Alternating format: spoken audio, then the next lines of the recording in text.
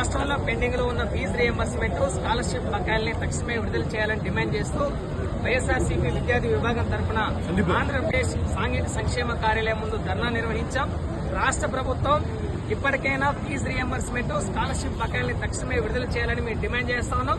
ఈ ప్రభుత్వం వచ్చిన తర్వాత గత ప్రభుత్వంలో ఉన్న బకాయిలు ఈ సంవత్సరం రావాల్సిన టర్మ్ ఫీజులు సుమారు 3,900 కోట్లు 2025 విద్యా సంవత్సరానికి, 2024 సంవత్సరంలో ఉన్న బకాయిలు 3,900 కోట్లు, మొత్తం 7,400 కోట్లు ప్రభుత్వం ఇవ్వాలి. కానీ ఇచ్చింది కేవలం 700 కోట్లు ఒకసారి, 600 కోట్లు ఒకసారి, మొత్తం 1,300 కోట్లు మాత్రమే ప్రభుత్వం కాలేజీ యాజమాన్యానికి రిలీజ్ చేసింది. ఫీజులు ఇవ్వని కారణంగా కాలేజీ యాజమాన్యాలు విద్యార్థుల దగ్గర అండర్టేక్ లెటర్లు తీసుకుంటున్నారు. కళాశాల పరీక్షల సమయంలోనూ, హాల్ టికెట్ల సమయంలోనూ పరీక్ష ఫీజులతో పాటు కాలేజీ కోర్సు ఫీజు మొత్తం చెల్లించాలని కాలేజీ యాజమాన్యాలు విద్యార్థులను ఇబ్బందులు పెడతా ఉంటే ఈ రాష్ట్ర విద్యాశాఖ మంత్రి నారా లోకేష్ గారు నిద్రపోతున్నారని చెప్పేసి మేము అడుగుతా ఉన్నాం.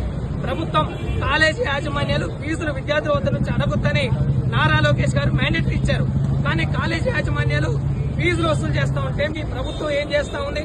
విద్యాశాఖ మంత్రిగా మీరు ఏం మానిటరింగ్ చేస్తున్నారని మేము ప్రశ్నిస్తా ఉన్నాం. మీకు ఒక్కటే, విద్యార్థుల మీద కూడా రెడ్ బుక్ రాజ్యాంగాన్ని మీరు అమలు చేస్తూ వాళ్ళ మీద కక్ష తీర్చుకుంటా ఉన్నారు. కానీ ఎక్కడా ఫీజులు ఇవ్వడం లేదు.